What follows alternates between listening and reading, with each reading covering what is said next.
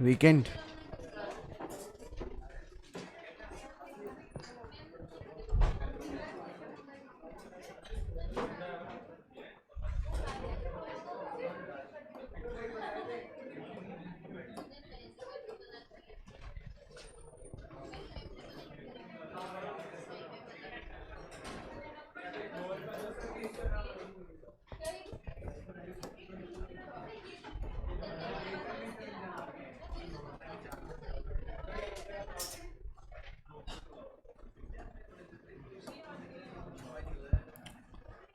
कल हम लोग ने प्रैक्टिकल क्वेश्चन नंबर 1 किया था ना। चलिए अभी करेंगे प्रैक्टिकल क्वेश्चन नंबर 2। स्टार्ट करें बेटा। On going through the trial balance of ball bearing company limited you find that debit is in excess by ₹150। Debit side का टोटल 150 रुपये से ज़्यादा है। This was credited to suspense account. On a close scrutiny of the books the following mistakes were noticed. Point number 1 से लेकर point number 6 तक आपको errors given है बेटे। The total of debit side of expense account have been cast in excess by ₹50। बेटा expense account का total कितने रुपए से ज़्यादा है? 50 रुपये से। बताइए रेक्टिफिकेशन एंट्री क्या होगी? Suspense account debit to expense account लिखो। Practical question number 2। Suspense account debit to expense account.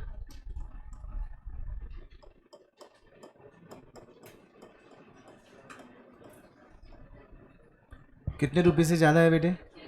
50 रुपए से।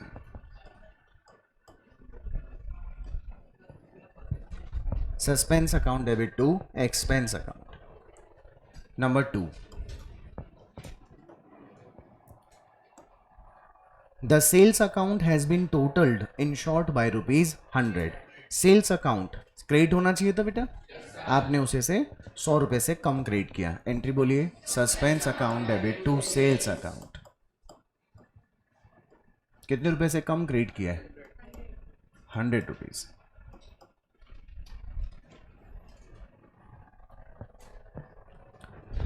Number 3, supplier account has been overcast by ₹225। Supplier मतलब क्रेडिटर। क्रेडिटर को अपने को 225 रुपए से ज्यादा क्रेडिट कर दिया अपन ने, क्या कर दें उसे अब? डेबिट। एंट्री बोलिए supplier account debit to suspense.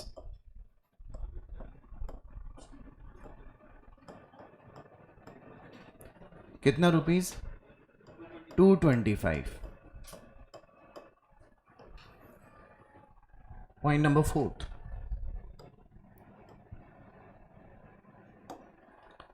sales return of ₹100 from a party has not been posted to that account though the party account has been credited। बेटा सेल्स रिटर्न की एंट्री क्या होती है? Sales return account debit to party. तो sales return क्या होना चाहिए? Debit. Party का अकाउंट क्या होना चाहिए? क्रेडिट। आपने क्या किया? पार्टी के अकाउंट को तो क्रेडिट कर दिया, किसको डेबिट नहीं किया? Sales return. तो एंट्री क्या हो जाएगी? Sales return account debit to suspense.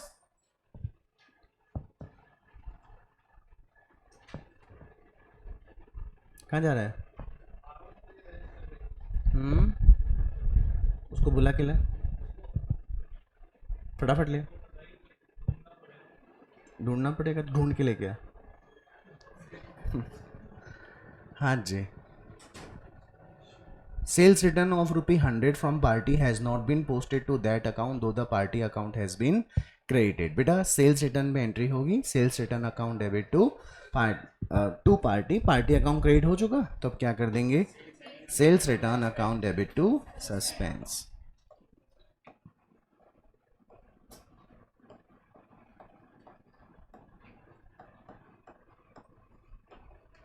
कितना रुपीस? 100 रुपये ना? ओके। नेक्स्ट पॉइंट,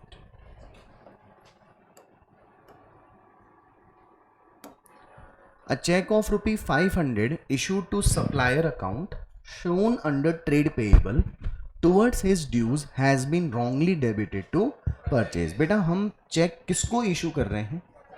बेटा हम सप्लायर को चेक इशू क्यों करते हैं? ताकि उसे पेमेंट दे सके। तो हमने सप्लायर को पेमेंट देने के लिए चेक इशू किया, कितने रुपीस का? 500 रुपये। तो एंट्री क्या होनी चाहिए थी? Supplier account debit to bank होना चाहिए था। अंडरस्टूड? लेकिन आपने क्या कर दिया, आपने गलती से उसे परचेज मानते हुए परचेज अकाउंट को डेबिट कर दिया। अरे भाई कहाँ, क्यों यहाँ पे क्या तुम्हारे कोई कष्ट हो रहा है? तो लाइब्रेरी में आनंद ज़्यादा आएगा क्या? अच्छा चलो जाइए, मैं छोड़ कर आऊँ आपको लाइब्रेरी तक। नालायक। हमने पेमेंट किया किसको? सप्लायर को। तो एंट्री क्या होगी? Supplier account debit to bank. लेकिन हमने डेबिट गलती से किसको कर दिया? परचेज को। तो एंट्री क्या हुई? परचेज अकाउंट डेबिट हो गया, जबकि होना क्या चाहिए था? सप्लायर। एंट्री बोलो क्या होगी? Very good, supplier account debit to purchase.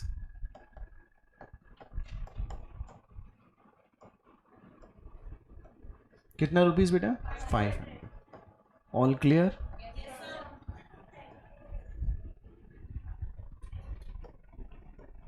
Number 6। हाँ जी, ट्रेड पेएबल की लिस्ट में, मतलब क्रेडिटर था हमारा वो। A credit sale of ₹50 has been credited to the sales and also to the trade receivable. बेटा अगर अपन लोग गुड्स बेचते हैं तो trade receivable account debit to sales होना चाहिए ना। आपने को लेजर में ट्रेड रिसीवेबल को डेबिट करना है और सेल्स को क्रेडिट करना है। सेल्स को तो आपने क्रेडिट करना चाहिए था और आपने क्रेडिट कर भी दिया, बट डेबिट किसको करना चाहिए था? आपने उसे भी क्या कर दिया? क्रेडिट कर दिया। तो ट्रेड रिसीवेबल को डेबिट कितने रुपए से कर दूं? 100 रुपए से। एंट्री क्या हो जाएगी? Trade receivable account debit to suspense.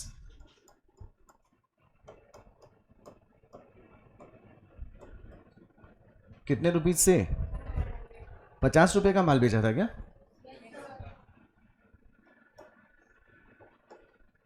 आ गई बेटे बात समझ? बहुत इजी क्वेश्चन था। बस इस क्वेश्चन में स्पेशल क्या है बेटा? नेसेसरी एंट्री मांगी थी फॉर करेक्टिंग देम, जो अपन ने कर लिया। अब ये बोलता है show how they affect the profit. बेटा अफेक्ट द प्रॉफिट मतलब कि इन एरर का प्रॉफिट पर क्या इफेक्ट पड़ा होगा। चलो तुम लोग पहले वर्बली बोल के बताओ। एक्सपेंस को अपन ने कितने रुपए से ज्यादा डेबिट कर दिया था? तो एक्सपेंस आपने ज्यादा रिकॉर्ड किया तो आपका प्रॉफिट 50 रुपए से कम हुआ होगा। अब इसी एरर को ठीक कर दोगे तो जो एक्सपेंस आपने बढ़ा रखा था उसे रिड्यूस कर दोगे तो प्रॉफिट, कम हो रखा प्रॉफिट बढ़ जाएगा कि नहीं बढ़ जाएगा? करेक्ट। तो इसमें तो प्रॉफिट क्या होगा? इंक्रीज। अभी लिखना कुछ नहीं है। नंबर नेक्स्ट, आपने सेल्स का टोटल कितने रुपए से कम लगाया? तो सेल्स आपकी इनकम होती है ना बेटे, आपने इनकम ही कम रिकॉर्ड कर रखी थी तो प्रॉफिट भी कम आ रखा था। जैसे ही इनकम को बढ़ाएंगे प्रॉफिट भी क्या हो जाएगा? इंक्रीज। आ गई बात समझ? बेटा सप्लायर हमारा क्रेडिटर अकाउंट है। देखिए प्रॉफिट और लॉस को इफेक्ट केवल एक्सपेंस और इनकम अकाउंट ही करते हैं कि नहीं करते हैं? सप्लायर, डेटर, ये तो बैलेंस शीट के आइटम हो गए कि नहीं हो गए? आप बैलेंस शीट के आइटम में अगर कोई गलती करते हो तो इससे प्रॉफिट पर इफेक्ट नहीं पड़ता, लेकिन अगर आप ट्रेडिंग और पीएनडल के आइटम में गलती करते हो तो प्रॉफिट पर इफेक्ट पड़ेगा ना बेटा। तो सप्लायर के अकाउंट में गलती का इफेक्ट प्रॉफिट पर नहीं पड़ा तो उसके रेक्टिफिकेशन का भी इफेक्ट उसके प्रॉफिट पर नहीं पड़ेगा। बेटे बात समझ में? पक्का ध्यान रहेगा आप लोगों को। Number 4, sales return. आपको माल सेल्स रिटर्न होकर आया। सेल्स रिटर्न क्या होता है? आपके सेल्स को रिड्यूस करने का काम करता है ना। आपने सेल्स रिटर्न को रिकॉर्ड ही नहीं किया हुआ था। इसका मतलब आपने जो सेल्स में जो 100 रुपए कम करने चाहिए थे वो कम नहीं किए थे। जो आपकी सेल्स नाम की इनकम को 100 रुपए से कम करना चाहिए था वो आपने कम नहीं किया। ऐसे आपका प्रॉफिट क्या हो रखा था? ज्यादा। जैसे ही इस एरर को क्या करेंगे? ठीक, तुम्हारा प्रॉफिट भी क्या हो जाएगा? डिक्रीज। आ गई बेटे बात समझ? आपने पेमेंट किसको किया था? सप्लायर को। तो सप्लायर आपका क्रेडिटर लायबिलिटी था बेटे, आपको एंट्री करनी चाहिए थी liability account debit to bank, लेकिन आपने गलती से इसे क्या मान लिया था? परचेज नाम का एक्सपेंस मान लिया था। तो आपने एंट्री कर दी थी purchase account debit to bank. Correct है ना बेटा? तो एंट्री में एक्सपेंस नहीं आना चाहिए था, क्या आना चाहिए था? लायबिलिटी, लेकिन आपने गलती से एक्सपेंस रिकॉर्ड कर लिया। एक्सपेंस रिकॉर्ड कर देने से आपके परचेज नाम का एक्सपेंस बढ़ गया, जैसे आपका प्रॉफिट क्या हो गया था? रिड्यूस। जैसे ही इस एरर को क्या करेंगे? ठीक, प्रॉफिट क्या हो जाएगा? इंक्रीज। अच्छा, गलती कौन से अकाउंट में हो रही है? Trade receivable. Trade receivable debtor account है ना बेटा।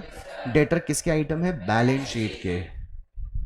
बैलेंस शीट के आइटम में कोई गलती होती है, इससे उसका इफेक्ट प्रॉफिट पर नहीं आता। बात समझ में आ गई बेटा? ये आपका असेट अकाउंट है, इससे इस एरर का इफेक्ट प्रॉफिट पर नहीं पड़ा, तो रेक्टिफिकेशन का भी कोई इफेक्ट प्रॉफिट पर नहीं पड़ेगा। बात समझ में आई बेटा? लेकिन अब एग्जाम में तो लिख कर आना पड़ेगा। What is the effect? लिखो, statement showing the effect of rectification of errors on profit. Statement showing the effect of rectification of error on profit.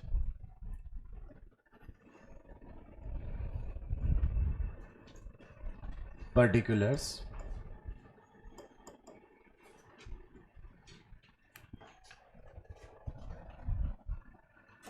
इधर हम क्या लिखेंगे? इंक्रीज, और इधर हम क्या लिखेंगे? डिक्रीज। हाँ जी, सबसे पहली एरर क्या थी? क्या हमने एक्सपेंस को 50 रुपए से ओवरकास्ट किया हुआ था क्या? एक्सपेंस अकाउंट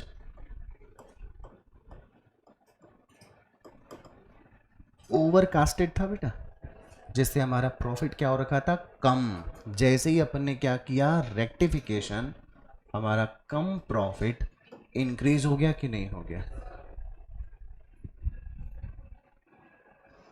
नंबर सेकंड में क्या एरर थी बेटे? सेल्स। क्या सेल्स का वैल्यू अपन ने अंडरकास्ट किया हुआ था?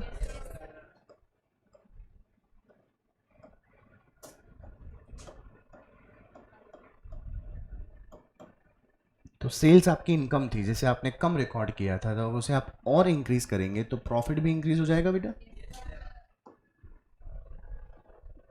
नंबर थर्ड एरर किस में हुई थी? नंबर थर्ड किस अकाउंट में हुई थी? सप्लायर। सप्लायर एक लायबिलिटी अकाउंट है ना।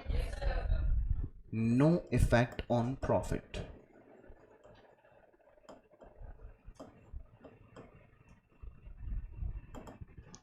No increase, no decrease.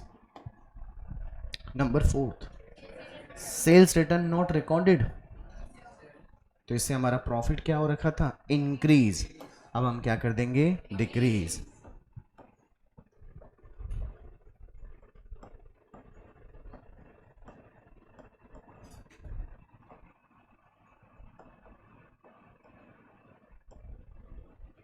Sales return not recorded, तो सेल्स रिटर्न रिकॉर्ड नहीं हो रखा था, इससे हमारा प्रॉफिट इंक्रीज हो रखा था। जैसे ही सेल्स रिटर्न को हम रिकॉर्ड करेंगे तो हमारा प्रॉफिट क्या हो जाएगा बेटे? डिक्रीज। अच्छा, पॉइंट नंबर 5 में हमने पेमेंट किसको किया था? सप्लायर को। रॉन्गली परचेज किया मान लिया अपन ने, लिखिए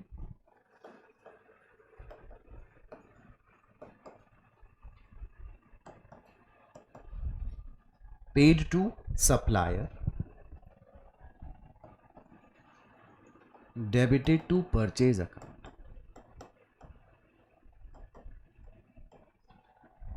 डेबिटेड टू परचेज अकाउंट जो कितने रुपीस का हो गया था बेटा? 500। इससे हमारे को प्रॉफिट कम हो चुका था, जैसे इसको ठीक करेंगे प्रॉफिट क्या हो जाएगा? बढ़ जाएगा। और number 6,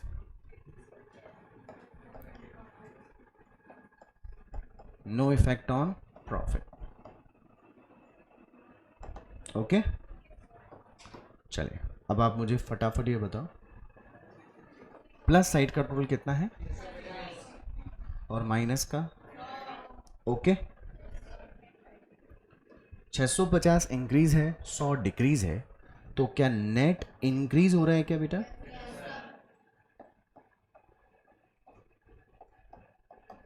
net increase in profit how much 550। बेटा समझ में आ गया आपको? इजी है एकदम, ग्रेट। आखिरी रिक्वायरमेंट देखो क्वेश्चन की, सस्पेंस अकाउंट बनाने को बोल रहा है, ये रहा, prepare the suspense account in it would appear in the laser.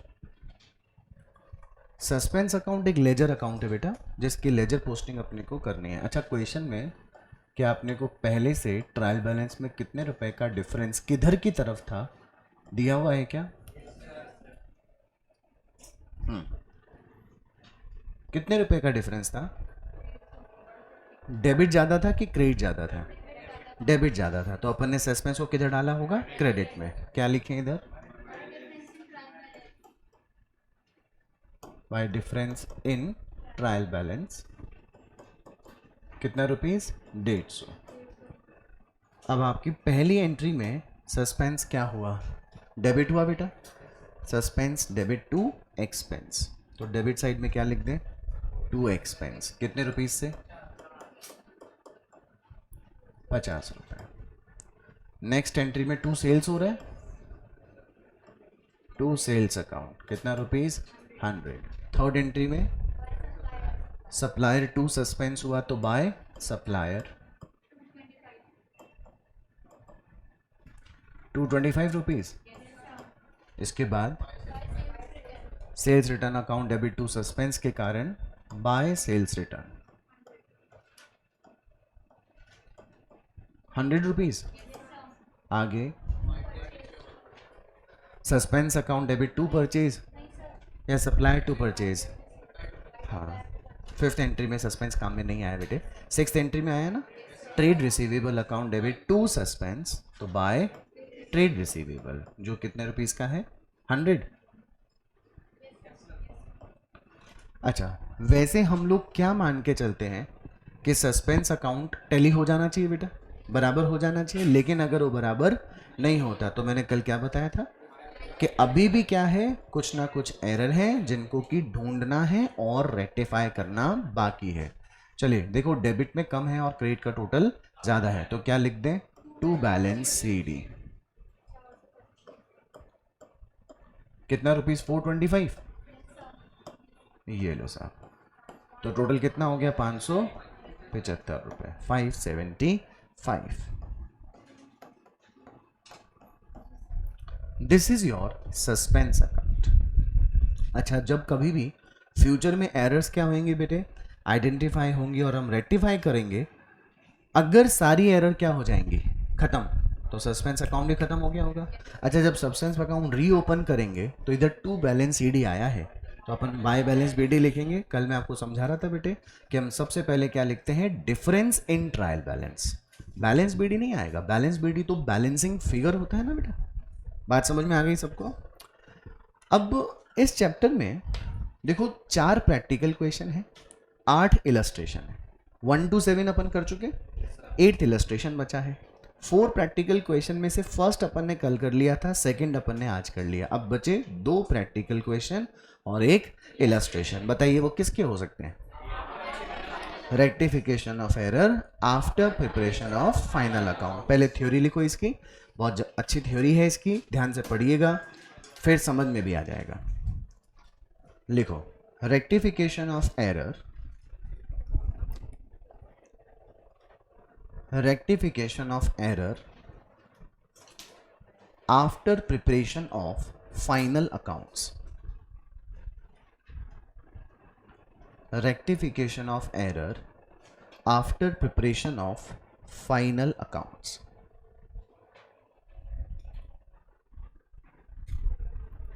अच्छा, what is the meaning of final accounts? Trading P&L balance sheet.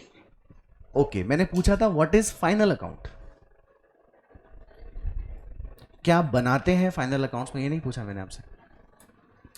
क्या मतलब होता है फाइनल अकाउंट्स का? Can I say final account are the end result of the accounting process.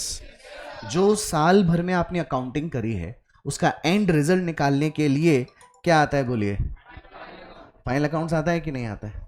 अब final account का basic purpose business की profitability ascertain करना होता है और बिजनेस की फाइनेंशियल पोजीशन को चेक करना होता है बेटे. Very nice. What are prepared in the name of final accounts? Trading account, P&L account, balance sheet. Trading account helps in finding the gross profit और ग्रॉस लॉस. वो आपकी sales का comparison cost of goods sold से करता है. किसका comparison? Sales का comparison cost of goods sold से करता है.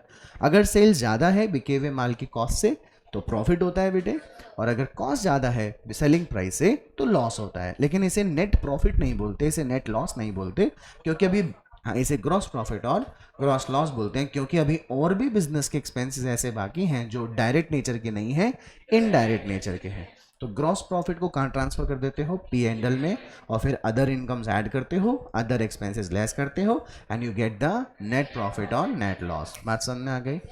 और बैलेंस शीट के बारे में ज़्यादा बोलने की जरूरत नहीं है, इसमें असेट्स और लायबिलिटी शो कर देते हैं. कैन अच्छा डिस्कस हो चुका है बैलेंस शीट. मैंने बोला थोड़ा रुक रुक के बोलिएगा, एक बार मैंने कहा था आपको, वापस बोलते हैं. Balance sheet, a sheet which shows the balances of real account and personal account. बोलो जरा एक बार.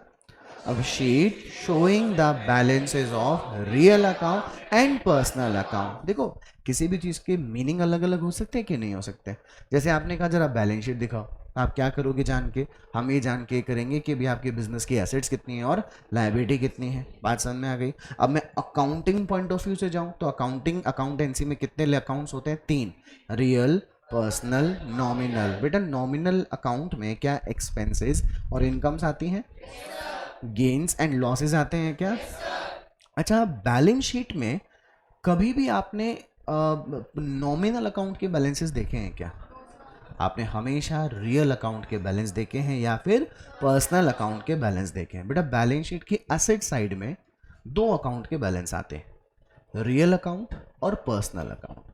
Land, building, plant, machinery, goodwill, intangible asset जितनी भी होती हैं ये सब रियल अकाउंट्स. कौन से? Debtors, bill receivable, banks, personal account. बात समझ में आ गई बेटा? लाइबिलिटी साइड में केवल और केवल किसके बैलेंस आते हैं? पर्सनल. किसके बैलेंस आते हैं? लाइबिलिटी का मतलब होता है ऑब्लिगेशन. आप जिस पर्सन को पैसा देना चाहते हो वही आपकी लाइबिलिटी है ना. तो हम पैसे क्या दीवार को देंगे क्या? क्या हम पैसे इस फर्नीचर को देंगे क्या? क्या हम पैसे लैंड एंड बिल्डिंग को देंगे क्या? हम पैसे गुडविल को देंगे क्या? हम पैसे पेटेंट को देंगे क्या? नहीं. हम पैसे किसको देंगे? क्रेडिटर्स को, पर्सनल अकाउंट्स को देंगे कि नहीं देंगे? बिजनेस में 2 तरह की लायबिलिटी होती है, इंटरनल और एक्सटर्नल. इंटरनल, प्रोप्राइटर को जो पैसा फर्म की तरफ से ड्यू होता है उसे क्या कहते हैं? Internal liability. प्रोप्राइटर भी तो पर्सन ही होता है कि नहीं होता है? फिर होती है एक्सटर्नल. प्रोप्राइटर के अलावा पैसा फर्म की तरफ से या बिजनेस ऑर्गेनाइजेशन की तरफ से किसी और पार्टी को जाता है तो उसे क्या नाम देते हैं? External liability. बेटे बात समझ में आ गई? तो जब रियल अकाउंट और पर्सनल अकाउंट किस में आ गए? बैलेंस शीट में. तो तीसरा कौन सा अकाउंट बचा? ये कहाँ चले गए? चले गए या इन्हें क्लोज कर दिया गया? ट्रांसफर, क्लोज कर दिया गया. Expenses and income account are closed by transferring them to the trading and P&L. Please repeat this line. All the nominal accounts, बोलिए, are closed by transferring them to the trading and P&L account after the accounting period. बात समझ में आ गई?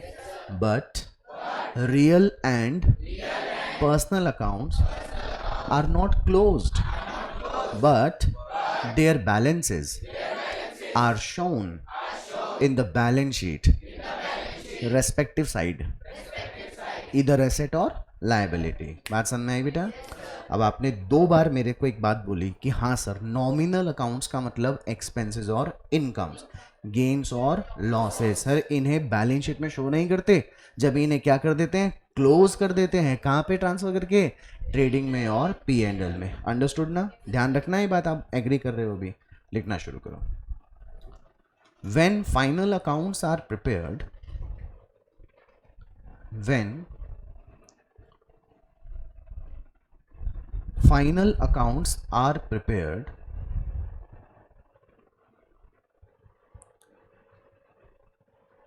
all the nominal accounts, all the nominal accounts, that is income and expenses account, that is income and expenses accounts are transferred, I am sorry बेटे, are close लिख लीजिए, are closed by transferring them, are closed by transferring them to trading and P&L account, to trading and P&L account, full stop. बेटा हमने trading और P&L में ही nominal accounts को क्यों डाला? क्योंकि ट्रेडिंग में ग्रॉस प्रॉफिट निकलता है या ग्रॉस लॉस निकलता है, P&L से क्या निकलता है? नेट प्रॉफिट या नेट लॉस। बेटा प्रॉफिट और लॉस निकालने के लिए एक तरफ इनकम और एक तरफ एक्सपेंस होना जरूरी है कि नहीं? अगर इनकम का पलड़ा भारी है तो नेट प्रॉफिट होगा, अदरवाइज नेट लॉस होगा। तो आप मैच करने के लिए एक तरफ इनकम और एक तरफ एक्सपेंस लिखोगे कि नहीं लिखोगे? दैट्स वाई मैंने कहा कि जब भी फाइनल अकाउंट्स बनाए जाते हैं तो जितने भी नॉमिनल अकाउंट होते हैं उनको ट्रेडिंग और P&L में ट्रांसफर करके क्लोज कर देते हैं। बात समझ में आ गई बेटा? आगे लिखेंगे but real account and personal accounts, but real account and personal accounts are not closed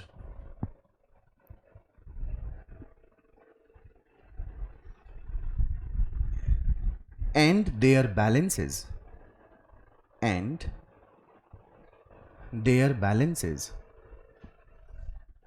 are shown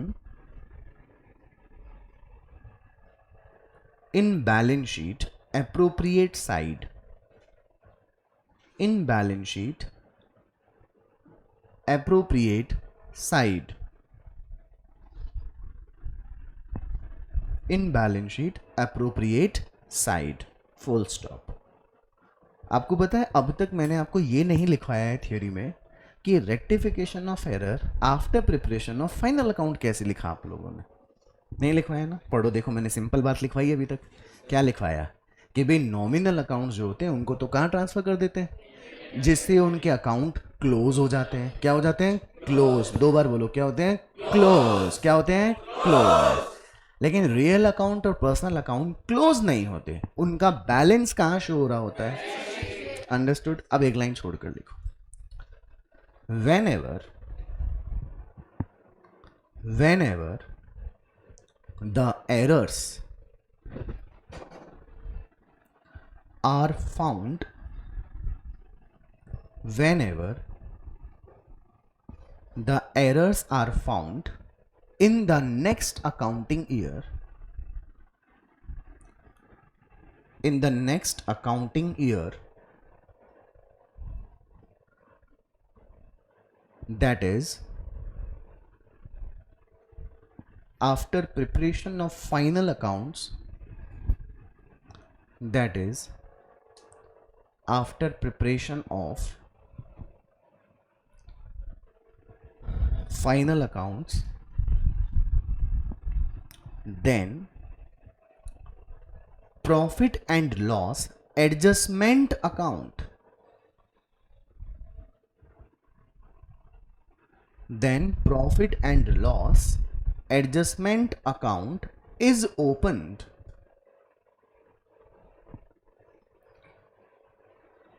to rectify the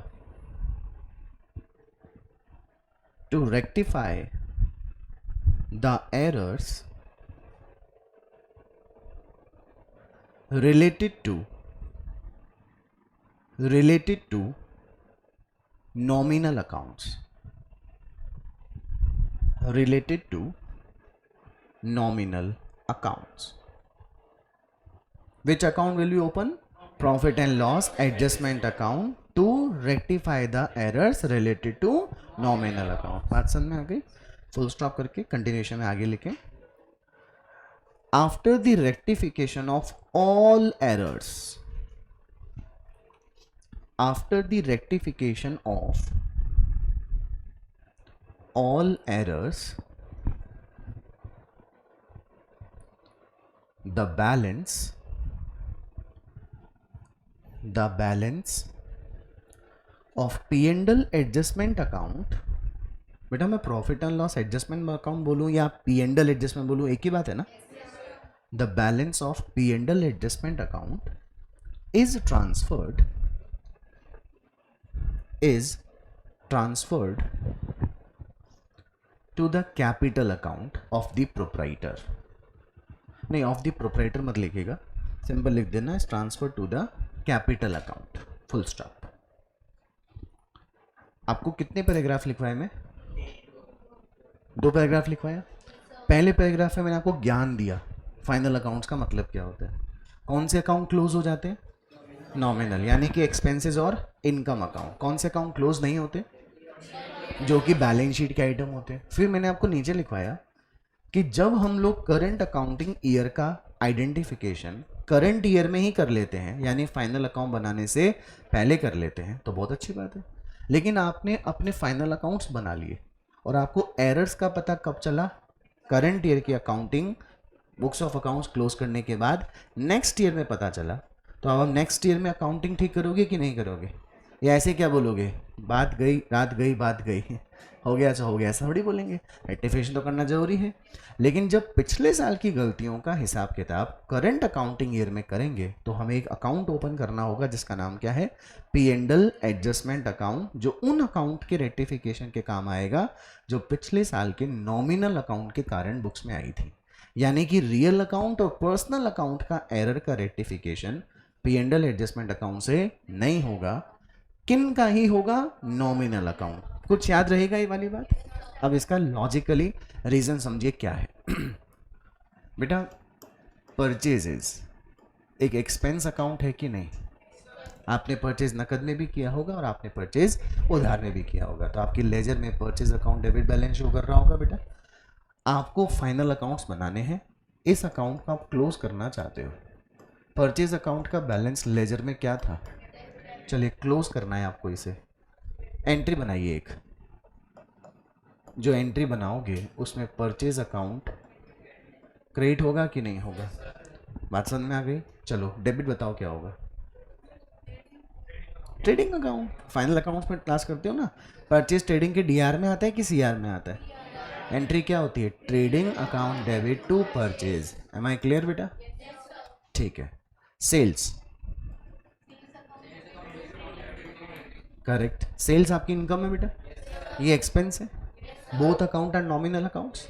okay. Now sales जो है वो नकद में बेचोगे तो कैश टू सेल्स होगा, उधार बेचोगे तो कस्टमर टू सेल्स होगा तो सेल्स क्रेडिट है ना.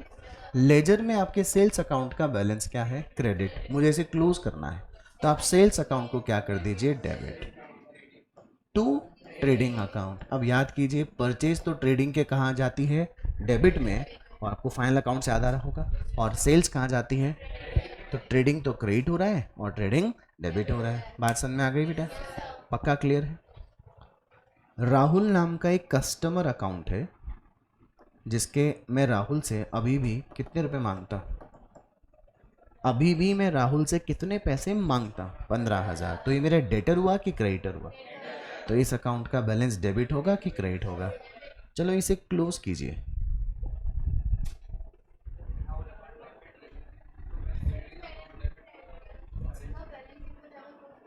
हाँ तो मत करो फिर.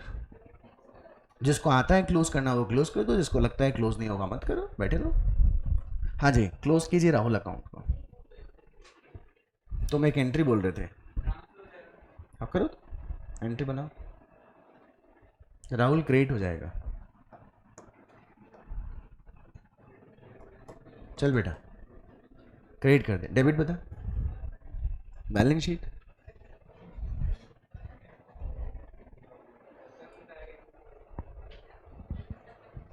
अटके ना?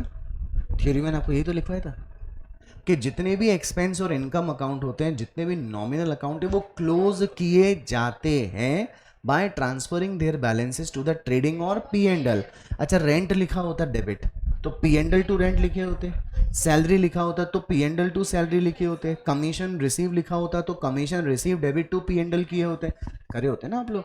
राहुल को क्लोज कैसे कर सकते हैं? Balance sheet asset side debit account debit to, ऐसे थोड़ी होएगा कभी भी। अरे profit and loss debit to Rahul कैसे आएगा? नालायक।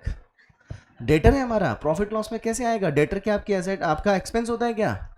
डेटर आपकी इनकम होती है क्या? डेटर आपकी एसेट होती है। डेटर से अगेंस्ट आपकी कौन सी इनकम थी? सेल्स। क्रेडिटर के अगेंस्ट आपके एक्सपेंस कौन सा था? Purchase. They are not transferred, they are not closed, but ये तो ऑटोमेटिकली अपने आप क्लोज होते हैं बेटा। जिस दिन राहुल मेरे क्या दे देगा, एंट्री में क्या करूंगा, cash account debit to Rahul, 15,000 debit 15,000 credit, automatically close हो जाएगा कि नहीं? इसीलिए जो अकाउंट क्लोज नहीं हुए उनका कुछ ना कुछ बैलेंस रहेगा कि नहीं रहेगा? What is balance sheet? A sheet showing the balances of real account and personal account. आ गई आपको मेरी बात समझ? Now listen me very carefully. आपने परचेज को किधर ट्रांसफर किया था? ट्रेडिंग अकाउंट के डेबिट में, अंडरस्टूड? गलती से मैंने परचेज का टोटल जो कितना रुपए लगना चाहिए था 10 लाख, उसे मैंने गलती से कितना लगा लिया, 9,50,000। बात समझ में आई बेटा? सेल्स का जो टोटल कितना लगना चाहिए था 12 लाख, उसे मैंने गलती से कितना लगा लिया था, 12,50,000। ठीक है, अभी एक बार ट्रेडिंग को छोड़ दो। परचेज नाम का एक्सपेंस कितना है? सही सही सही खर्चा 10 लाख। सेल्स नाम की सही इनकम कितनी है? What should be my correct profit? 2 lakh should be my correct profit. But मैंने खर्चा कितना रिकॉर्ड कर लिया और इनकम कितनी रिकॉर्ड कर ली? तो बेटा मेरा बुक्स में प्रॉफिट कितना आ रहा है? ये प्रॉफिट सही है कि गलत? ये प्रॉफिट, बात समझ में आई? अच्छा, मैंने ट्रेडिंग को डेबिट कितने से किया होगा? 9,50,000। और परचेज को क्रेडिट कितने से किया होगा? 9,50। आ गई बात समझ? सेल्स मैंने क्रेडिट कितने से किया है? 12,50। तो मैंने डेबिट भी कितने से किया होगा? 12,50,000। बेटे बात समझ में आई क्या? तो ट्रेडिंग को क्रेडिट भी कितना किया? 12,50,000। अब ये रहा आपका ट्रेडिंग अकाउंट। सेल्स कितना है? 12,50,000। और परचेज कितना है? 9,50,000। क्या आपका जीपी 3 लाख आ गया क्या? बेटा मैंने क्या किया आपके सामने? कुछ नॉर्मल समझा दिया, कुछ अकाउंटिंग समझा दी, दोनों सेम आ गई कि नहीं आ गई? बताओ ये सही है कि गलत? गलत है ना ये? परचेज बुक्स में डेबिट कितनी से होनी चाहिए थी, तो फिर ट्रेडिंग भी डेबिट कितने से होता, तो यहाँ 10 लाख आ जाता। सेल्स बुक्स में कितने से क्रेडिट होनी चाहिए थी, तो फिर ट्रेडिंग में भी क्रेडिट कितना आ जाता? 12 लाख माइनस 10 लाख बराबर जीपी 2 लाख आया होता ना। हो गई ना गड़बड़ी? बहुत ध्यान सुनिएगा। क्या मैं ये वाली जैसे ही मैंने एंट्री पास की है, मेरी बुक्स में करंट ईयर में जो परचेज अकाउंट था वो मैं क्लोज कर चुका हूं कि नहीं कर चुका? जैसे ही मैंने सेल्स अकाउंट को कहाँ ट्रांसफर कर दिया? ट्रेडिंग में। तो करंट ईयर में जो मेरा सेल्स अकाउंट था उसे मैं परमानेंटली क्लोज कर चुका हूं ना बेटा? बात समझ में आ गई? अब मैं कौन से ईयर में एंट्री ले चुका? Next year. पिछले साल की अकाउंटिंग हो चुकी ना बेटा, अब मैं किस साल में आ गया? अब मुझे अंदाजा हुआ कि यार मैंने परचेज का टोटल लगाना कितना चाहिए था और मैंने लगाया कितना? ओ ओ 50,000 रुपये कम लगाया कि नहीं लगाया? नॉर्मल केस में एंट्री बोलिए, परचेज आपने 50,000 से कम डेबिट किया, रेक्टिफाई दिस अकाउंट। आप 50,000 से परचेज को और डेबिट कर देंगे ना। ये देखो मैं आ गया नेक्स्ट ईयर। ये कौन सा ईयर है? Previous year. ये कौन सा ईयर है? Next year. कुछ समझ में आ रहा है? पक्का? मैं पिछले साल की अकाउंटिंग कर चुका हूँ, अब मैं कौन से ईयर में आ गया हूँ? बात समझ में आ गई? मैंने कहा यार परचेज मैंने पिछले साल क्या किया था? कम डेबिट किया था, अब उसे क्या कर देता हूँ? और डेबिट। एंट्री बोलिए, purchase account debit to suspense. कितना रुपीज़? 50,000। यार पिछले साल मैंने सेल्स को कितना ज़्यादा क्रेडिट कर दिया था? 50,000 से ज़्यादा क्रेडिट कर दिया। अब क्या कर दूँ उसे? डेबिट। एंट्री बोलो, suspense account debit to sales. Oh sorry, sales account debit to suspense. How much? आ गई बेटे बात समझ?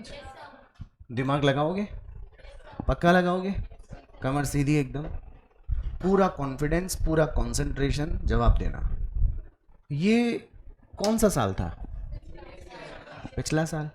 अब मैं कौन से ईयर में आ गया? इस साल में ये एंट्री करंट ईयर की परचेज हो की एंट्री हो रही है या प्रीवियस ईयर की हो रही है? Are you sure? इस साल में ये जो सेल्स आप डेबिट कर रहे हो ये करंट ईयर का कर रहे हो कि प्रीवियस ईयर का? क्या प्रीवियस ईयर के ट्रेडिंग पेंडल बन चुके हैं? अब किस साल के बनने बाकी है ना? थोड़ा दिमाग लगाना। लास्ट ईयर के परचेज का हिसाब लास्ट ईयर में ही होना चाहिए था ना, लेकिन अब मैं क्या करूं, इस साल में भी मुझे परचेज डेबिट करना पड़ा कि नहीं करना पड़ा? अब जो इस साल में ट्रेडिंग अकाउंट ओपन होगा वो प्रीवियस का होगा कि करंट ईयर का होगा? क्या मैं करंट ईयर के ट्रेडिंग में प्रीवियस ईयर के परचेज को दिखाऊंगा क्या? ये तो गलत हो जाएगा कि नहीं हो जाएगा? पिछले साल तो दिखाया नहीं, वो गलती। पिछले साल का इस साल दिखा दिया, ये भी गलती। टेल मी यस और नो। क्या मैं करंट ईयर के ट्रेडिंग में पिछले साल की सेल्स को इफेक्ट दिखाऊंगा क्या? नो। पिछले साल दिखाया नहीं, वो गलत। पिछले साल का इस साल दिखाया, वो गलत। बात समझ में आई कि नहीं आई? तो क्या करूं यार, परचेज को डेबिट कर चुका हूं कि नहीं कर चुका हूं? सेल्स को डेबिट कर चुका हूं कि नहीं कर चुका हूं? मुझे क्लोज तो करना ही पड़ेगा ना। सेकेंड पैराग्राफ में देखो मैंने एक अकाउंट लिखवाया था। किन अकाउंट को हम लोग पी एंड एल एडजस्टमेंट से रेक्टिफाई करेंगे? नॉमिनल। क्या ये परचेजेस और ये सेल्स नॉमिनल अकाउंट ही है ना? इस अकाउंट को आपने क्या किया हुआ है? इस अकाउंट को भी आपने क्या किया हुआ है? मुझे इनको क्लोज करना है, तो पहले बताओ, क्रेडिट कर दूं? 2 परचेज कितना रुपए? इसको भी क्या कर दूं? पक्का? बेटा अगर ये करंट ईयर के ही अकाउंट होते तो मैं ट्रेडिंग से ही किया होता ना। अब ये किस साल के नहीं है, किस साल के हैं, तो मैं किससे रिप्लेस करूँगा? एंट्री बोलें P and L adjustment account debit to purchase, इधर भी P and L adjustment account debit to sales. बात समझ में आ गई? सर इस अकाउंट का इम्पैक्ट बताओ ना क्या हुआ। देखो P and L adjustment debit कितने से हुआ, ये पी एंड एल एडजस्टमेंट भी डेबिट कितने से हुआ? पक्का? नेट में P and L adjustment debit कितने से हुआ? लास्ट में एक लाइन और लिखवाई है कि जब सभी एरर्स का क्या हो जाता है, रेक्टिफिकेशन, तो हम P and L adjustment account के बैलेंस को कैपिटल अकाउंट में ट्रांसफर करके क्लोज कर देते हैं। क्या इस अकाउंट का बैलेंस क्या चल रहा है, मुझे इसे क्लोज करना है, क्या करूं? क्रेडिट एंट्री बोलो to P and L adjustment, तो पी एंड एल एडजस्टमेंट कितना क्रेडिट हो गया? आ गई बात समझ? डेबिट क्या होगा? एंट्री बनाइए कैपिटल अकाउंट डेबिट टू कितने रुपए से? ओके बेटा, ये कैपिटल किसकी? बिजनेसमैन की है ना। अच्छा, पिछली बार प्रॉफिट बुक्स में कितने का आया था? Suppose there was no other income, no other income was there, no other expense was there, तो 3 लाख का ही एनपी बना होगा। एनपी कहाँ ऐड हुआ होगा? पक्का ना? पिछली बार कैपिटल कितनी बढ़ी थी, इस बार आपकी कैपिटल डिक्रीज कितनी हो गई, नेट में कैपिटल कितनी बढ़ी, और बढ़नी भी कितने से ही चाहिए थी? 2 लाख। बात समझ आ गई क्या? पूरा कॉन्सेप्ट समझ में आ गया? हम किस अकाउंट से रिप्लेस करेंगे P and L adjustment account से? किसको? नॉमिनल अकाउंट्स को। किसको रिप्लेस नहीं करेंगे? रियल अकाउंट और पर्सनल को। क्यों? क्योंकि वो क्लोज ही नहीं हुए थे। क्या नहीं हुए थे वो? कैसे? मैंने अभी आपसे क्वेश्चन पूछा था कि राहुल के अकाउंट में 15,000 डेबिट बैलेंस चल रहा है, उसे क्लोज करो, तो आपने उसे क्लोज करो, कर सकते हो क्लोज आपको? वो वैसा का वैसा रह गया ना। बाद में अंदाजा हुआ यार हमने राहुल के अकाउंट में 5,000 रुपये कम डेबिट किया हुआ है, रेक्टिफाइंग एंट्री बनाओ। राहुल का अकाउंट क्या कोई एक्सपेंस अकाउंट था? क्या कोई इनकम अकाउंट था? क्या इसे क्लोज किया गया था? इसके दरवाजे अभी भी खुले हैं कि नहीं है? एंट्री बोल दो ना, Rahul account debit to suspense, कितना रुपए? 5,000। हम उसे टोटल मांगते कितने थे? 20,000। हमने पहले से कितना लिखा हुआ था? 15। बाद में पता चला है 5,000 और मांगते हैं इससे। रेक्टिफिकेशन एंट्री में राहुल टू सस्पेंस आया कि नहीं आया? कहीं पी एंड एल एडजस्टमेंट आया क्या ना? अब एक बात और बताता हूँ, एक छोटी सी बात और समझिएगा, फटाफट समझना। हाँ? बोलूं? कौन सा साल? Previous year. ये है प्रीवियस ईयर। प्रीवियस ईयर में क्या खुला हुआ है? ट्रेडिंग। जैसे ही मैंने क्या बना दिए? फाइनल अकाउंट्स बना दिए, कहानी खत्म हो गई। अब मैं कौन से ईयर में एंट्री ले गया? ये परचेजेस करंट ईयर की कि प्रीवियस ईयर की? थोड़ा दिमाग लगाना यार। क्या मैं प्रीवियस ईयर के खर्चे करंट ईयर में रिकॉर्ड करूं क्या? नहीं करूं ना। तो आप नोटिस कीजिएगा एंट्री क्या बनी? P and L adjustment to suspense. फिर से बोलो। वैसे एंट्री बोलिएगा क्या होती है? परचेज को अपन ने कम डेबिट किया था, एंट्री बोलिए purchase account debit to suspense. अब परचेज को हटाओ और क्या लिख दो उसकी जगह? P and L adjustment to suspense. मैंने दोनों की नेट एंट्री बना दी क्या? इधर सेल्स क्या हुआ, इधर सेल्स क्या हुआ? एंट्री बोलो P and L adjustment to suspense. वैसे नॉर्मल एंट्री बोलिए सेल्स का टोटल कम लगाया तुमने, sales account debit to suspense. Sales का टोटल तुमने गलती से ज़्यादा लगा लिया था, आई एम सॉरी मैं उल्टा बोल गया। सेल्स का टोटल आपने गलती से ज़्यादा लगा लिया। नॉर्मल केस में रेक्टिफाई कीजिए sales account debit to suspense. लेकिन मैं कह दूं नहीं फाइनल अकाउंट्स बनने के बाद मुझे एरर पता चल रही है, तो मैं सेल्स को हटाऊंगा और क्या लेकर आ जाऊंगा? P and L adjustment to. Sir आप सेल्स पहले ये एंट्री कर ये एंट्री क्यों नहीं कर रहे? पहले ये एंट्री करके ये क्यों नहीं कर रहे? बेटा मैं कैसे आइडेंटिफाई करके बताऊंगा कि ये वाला परचेज तो करंट ईयर का है और ये वाला परचेज प्रीवियस ईयर का है। माल इस साल में भी खरीदा, एंट्री बोलो। माल पिछले साल भी खरीदा था, मैं माल आगे आने वाले 10 साल में भी खरीदूंगा। How will I identify which one purchase related to the previous year? समझ में आ रही है क्या? इसलिए मैं पिछले साल के जिन भी अकाउंट्स में एरर थी ना एक्सपेंस और इनकम में, मैं मन में तो एंट्री बोलूंगा जो नॉर्मल केस में होती है, लेकिन उसमें से उस अकाउंट को हटाकर क्या लेके आ जाऊंगा? P and. तो बताओ मैं अगर परचेज को लाऊंगा ही नहीं तो मेरे करंट ईयर में प्रीवियस ईयर का परचेज आएगा क्या? अब अगर करंट ईयर में कोई परचेज आएगा वो किस साल का ही आएगा? करंट। बात समझ में आ गई क्या? मैं इस साल में प्रीवियस ईयर की सेल्स को लाऊंगा ही नहीं, तो अगर सेल्स इस साल में आएगा तो किस साल का ही आएगा? करंट ईयर का। मेरा कंफ्यूजन दूर हो जाएगा कि नहीं हो जाएगा? बात समझ में आ गई? पक्का? अंडरस्टूड? एक और एग्जाम्पल बोलो। बेटा ये एंट्री किस लिए हो रही है फिर? नरेशन का मतलब क्या होता है? नरेशन पढ़े थे ना आप 11th क्लास में? ओके। नहीं मुझे कंफर्म करना पड़ता है ये पढ़े थे कि नहीं पढ़े थे। तो बहुत कुछ नहीं पढ़ा हुआ है आप लोगों ने। अच्छा चलो अब 2 एग्जाम्पल मैं आपको दूंगा, फटाफट जवाब देना आप मुझे, है ना? पहले नॉर्मल केस में देना कि फाइनल अकाउंट्स नहीं बने, फिर कहना फाइनल अकाउंट्स बन गए। मैं कहा salary paid to clerk was not debited to salary account to suspense। Normal case में एंट्री आपने बोली क्या? Salary account debit to suspense. मैंने कहा यही एरर आपको पता चली हो फाइनल अकाउंट्स बनाने के बाद। पहले मन में एंट्री आई salary account debit to suspense, sir ने बोला क्या बन गए? Final account. सैलरी को हटाओ क्या लाओ? P and L adjustment account debit to. बात समझ में? रटना नहीं बेटा, रटवाना होता तो मैं सब लिखवा दिया होता कि इस अकाउंट की जगह क्या ले आना?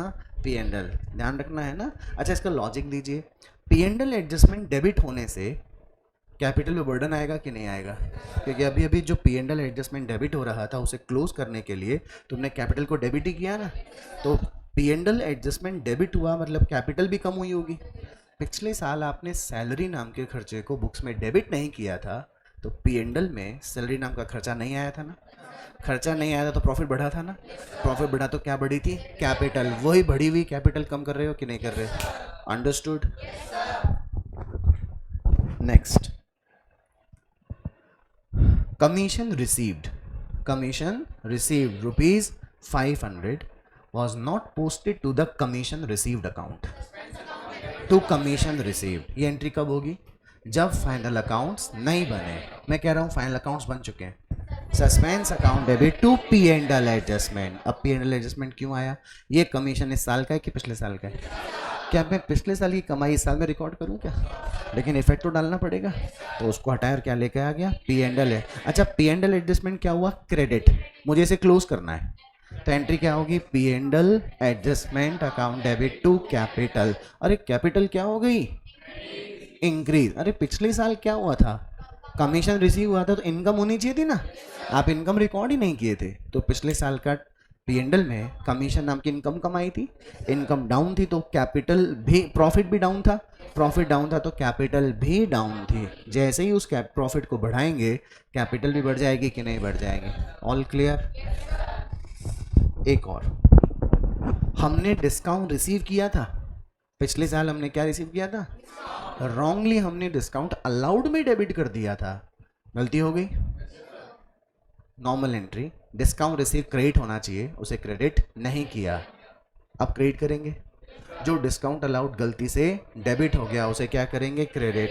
Suspense account debit to discount receive to discount allowed. Understood बेटा, फाइनल अकाउंट बनने से पहले। लेकिन अब क्या बन चुके हैं, क्या डिस्काउंट अलाउड भी एक नॉमिनल अकाउंट है, क्या डिस्काउंट रिसीव एक नॉमिनल अकाउंट है। तो सुनिएगा, मैं suspense to P and L adjustment to P and L adjustment बोलूँ या suspense to P and L adjustment, suspense to P and L adjustment. बात समझ में आ गई, पक्का ना एकदम। एक और बोलूँ, depreciation not charged on machinery. Entry बोलिए, depreciation not charged on machinery. मैंने बोला depreciation account debit to machinery, समझ गए क्या। फाइनल अकाउंट बनाने से पहले होगी अगर एरर तो आपको पता चल जाएगा, बनाने के बाद पता चले। Depreciation account debit to machinery में से कौन सा अकाउंट नॉमिनल है, हटाओ डेप्रीशिएशन को। एंट्री बोलो, P and L adjustment account debit to machinery. बात समझ में आ गई। डेप्रीशिएशन की जगह पर क्या आ गया, P and L adjustment account debit to machinery. फिर बोलता हूँ, depreciation to machinery, P and L adjustment to machinery. ये वाली एंट्री कब हो रही है, फाइनल अकाउंट बनाने से पहले। ये वाली कब हो रही है, फाइनल अकाउंट बनाने के बाद। बात समझ में आ गई। रीज़न बताता हूँ, पिछले साल तुमने क्या नहीं लगाया, क्या डेप्रीशिएशन का खर्चा बुक्स में आया, इससे तुम्हारा प्रॉफिट कम हुआ क्या, नहीं हुआ, तो प्रॉफिट ज़्यादा आया होगा, कैपिटल भी ज़्यादा आई होगी। इस बार तुमने क्या लगाया, तो खर्चा आया, खर्चा आने से कैपिटल कम हो गई ना, तो तुमने एंट्री की थी P and L adjustment account debit to machinery. तो P and L adjustment debit हुआ ना, उसे क्लोज करोगे तो कैपिटल डेबिट होगा कि नहीं होगा। All clear. एक और पूछ लो, depreciation charged on machinery not posted to the depreciation account. अब बोलो, समझ में आ गई बात। ये एंट्री कब होगी, before final accounts. Final accounts बन गए, P and L adjustment account debit to suspend. आई बात समझ। अब सुनिए ध्यान से, फिर दीजिएगा जवाब। Amount paid to be, amount paid to be wrongly debited to C. Amount paid to be wrongly debited to C. Give me the rectification entry. You are telling me B account debit to C. ये entry कब होगी, final account बनाने से पहले। अगर आपको यही error final account बनाने के बाद पता चले तो यही एंट्री होगी, B account debit to C. Why? There is no P and L adjustment. B and C both are personal account। समझे मेरी बात। थोड़ा और इजी कर देता हूँ, हर वो अकाउंट जिसने लास्ट ईयर के प्रॉफिट पर इफेक्ट डाला था ना, उसका रिप्लेसमेंट किससे होएगा, पी एंड एल। जिस एरर ने लास्ट ईयर के प्रॉफिटेबिलिटी को इफेक्ट नहीं किया था उसका भी replacement P and L adjustment से नहीं होगा। ये पी एंड एल एडजस्टमेंट में पी और एंड एल का मतलब क्या है, प्रॉफिट लॉस। समझना है क्या, प्रॉफिट और लॉस किससे आते हैं, एक्सपेंस और इनकम से। बात समझ में आई। वन मोर एग्जाम्पल, हाँ या ना, okay now. Good sold to Ajay, good sold to Ajay posted to the credit of his account. Good sold to Ajay, खोपड़ी चलाओ, माल किसको बेचा, आपने अजय को क्या करना चाहिए था, पोस्टेड कहाँ कर दिया, credit. Okay, give me the rectifying entry. Double amount, Ajay account debit to suspense account. ये एंट्री कब होगी, before preparation of final accounts. After पता चले तो तो भी यही एंट्री होगी क्या? Ajay account debit to suspend, why there is no P and L adjustment? Ajay एक पर्सनल अकाउंट, या सर इस अकाउंट ने लास्ट ईयर के प्रॉफिट पे कोई इफेक्ट नहीं डाला था। अंडरस्टूड? एक और पूछ लूं। repairs paid on machinery purchased, repairs paid on machinery purchased rupees 1000 wrongly debited to repairs account। हमने मशीन खरीदी, उसकी क्या करवाई? Repair would be the cost of part of cost of asset. Entry होनी चाहिए थी मशीनरी टू कैश, आपने कर दिया repairs to cash. Rectifying entry बोलिए। ये एंट्री कब होगी? Before preparation of final account. Understood? Final account बनाने के बाद क्या होगी? Machinery account debit to P and L adjustment. Why P and L adjustment?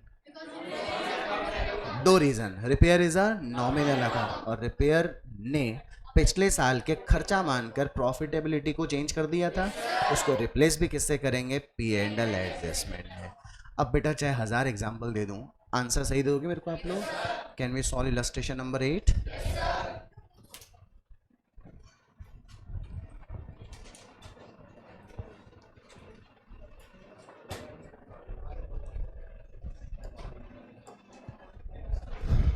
आपको ध्यान है मैंने इलस्ट्रेशन नंबर 4 जब करवाया था तो कॉपी में एक लाइन बीच में ड्रॉ करवाई थी, यूजिंग विदाउट यूजिंग वाला था ना।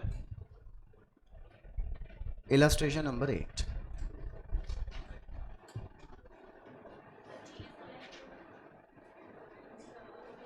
एग्जाम में पूछा जा चुका है 2-3 बार। हाँ, मिस्टर रॉय, एक बार तो रॉय के नाम से आया था, फिर एक बार जॉय के नाम से आया था।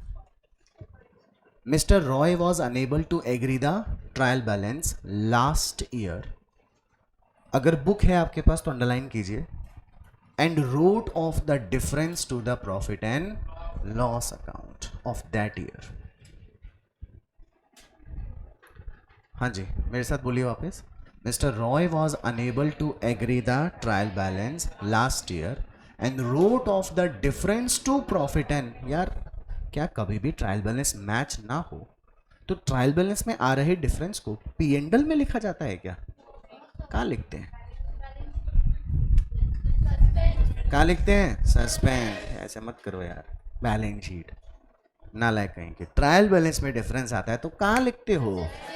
ये देखो, रॉय को पता ही नहीं था, रॉय अपनी क्लास का स्टूडेंट नहीं था। रॉय ने ट्रायल बैलेंस बनाई और ट्रायल बैलेंस में आया डिफरेंस उसने कहाँ डाल दिया? अच्छा, पी एंड एल में जाते क्या है? एक्सपेंसेस और इनकम। यानी उसने ट्रायल बैलेंस के डिफरेंस को या तो क्या मान लिया था? एक्सपेंस, या क्या मान लिया था? तो इसका इफेक्ट भी प्रॉफिट पर जरूर पड़ा होगा कि नहीं पड़ा? बात समझ में आ गई?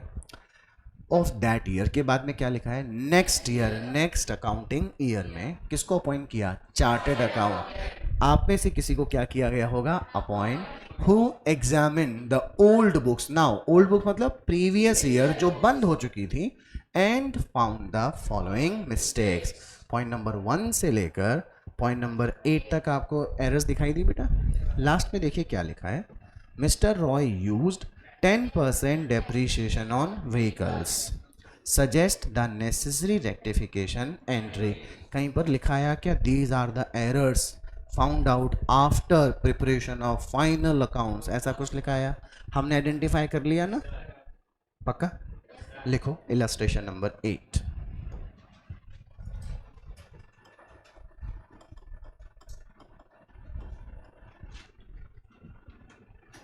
ये लो, कॉपी में क्या कर दो, इसका पार्टीशन कर दो। ये मान के करो कि एरर अगर हमको कब पता चलती? फाइनल अकाउंट बनाने से पहले, और दूसरा कब पता चलती? फाइनल अकाउंट्स बनाने के बाद। तो बेटे ये एक ऐसा इलस्ट्रेशन है जिसमें मैं आपको पार्टीशन करके बताऊंगा।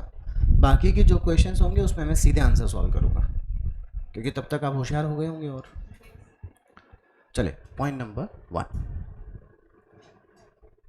देखो, इन्होंने क्या खरीदी? स्कूटर खरीदा क्या इन्होंने? स्कूटर एक मोटर व्हीकल होता है ना, तो एंट्री होनी चाहिए थी मोटर व्हीकल अकाउंट डेबिट होना चाहिए था, बट आपने इन्होंने गलती से किस अकाउंट को डेबिट कर दिया, कन्वेंस अकाउंट। तो पहले नॉर्मल रेक्टिफिकेशन एंट्री बोलिए ये मानकर कि फाइनल अकाउंट्स नहीं बने। Motor vehicle account debit to conveyance account, कितना रुपीस? आ गई बेटे बात समझ? भाई डेबिट क्या होना चाहिए था, मोटर व्हीकल, आपने उसे डेबिट नहीं किया, अब डेबिट कर दो। क्या डेबिट कर दिया था आपने, कन्वेंस, कन्वेंस को क्या कर दो, क्रेडिट कर दो। लास्ट लाइन पढ़ी थी अपन ने कि मोटर व्हीकल्स पे क्या लगाते हैं, 10% डेप्रीशिएशन। बेटा आपने मोटर व्हीकल को डेबिट ही नहीं किया था, पूरे साल भर आपने उसे डेबिट ही नहीं किया, लेकिन एसेट काम में तो ली ना, तो उसके ऊपर क्या लगना चाहिए था। आपने जब मोटर व्हीकल डेबिट नहीं कर रखा था तो आपने डेप्रीशिएशन भी नहीं चार्ज कर रखा था।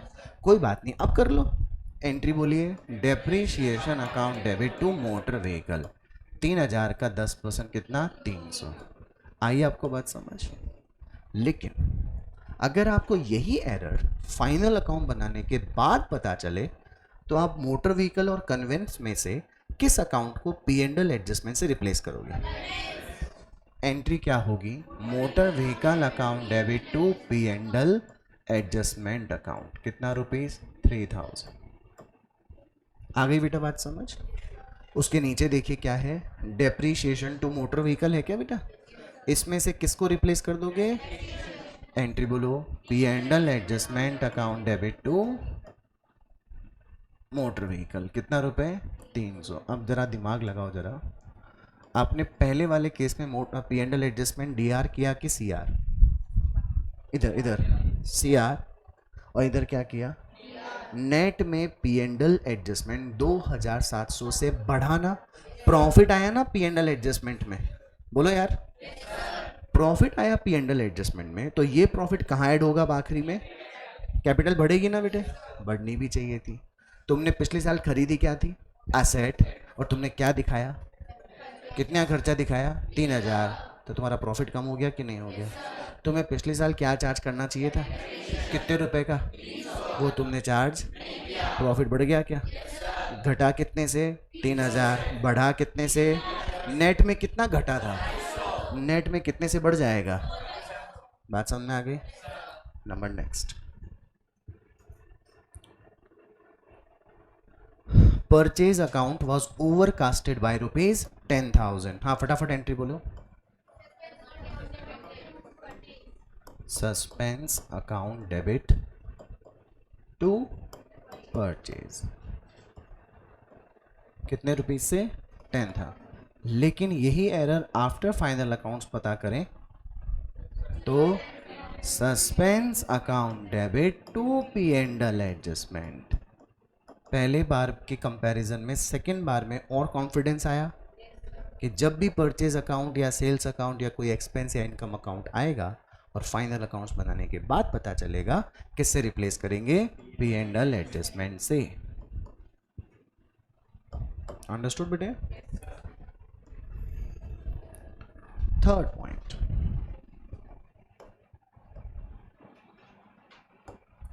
a credit purchase of goods from Mr. P for rupees 2000 was entered as, माल खरीदा था तो परचेज टू पी होना चाहिए था, हमने बेचने की एंट्री कर दी, पी टू सेल्स कर दिया। तो अब क्या करें, पहले तो जो परचेज डेबिट होना चाहिए उसे डेबिट कर दो। परचेज डेबिट कितना, 2000। गलती से जो आपने सेल्स अकाउंट को क्रेडिट कर दिया उसे भी क्या कर दें, डेबिट। तो सेल्स डेबिट कितना, 2000 टू पी। आ गई बात समझ। अब यही रेक्टिफिकेशन मुझे कब पता चला, आफ्टर। तो क्या करूं, परचेज और सेल्स को हटा दूं बेटा, 2 बार लिखूं या एक ही बार, कितने रुपए से, P and L adjustment account debit 4000 to P's account 4000। Am I clear बच्चा ने।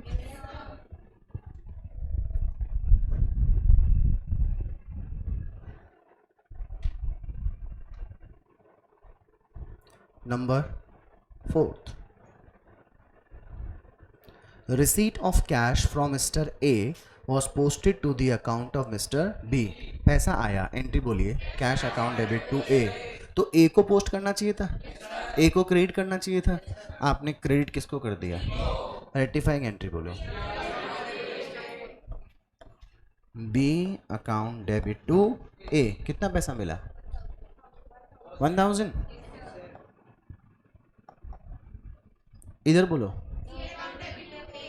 B account debit to A of कितना रुपीज? आ गई बेटे बात समझ? पक्का? ओके, चलें आगे। Receipt of cash from mister C was posted to the debit of his account. पैसा किससे मिला? Cash account debit to C, तो सी क्या होना चाहिए था? क्रेडिट। आपने क्या कर दिया? तो 1000 रुपए से क्रेडिट कर दो क्या? एंट्री बोलो, सस्पेंस अकाउंट डेबिट टू सी।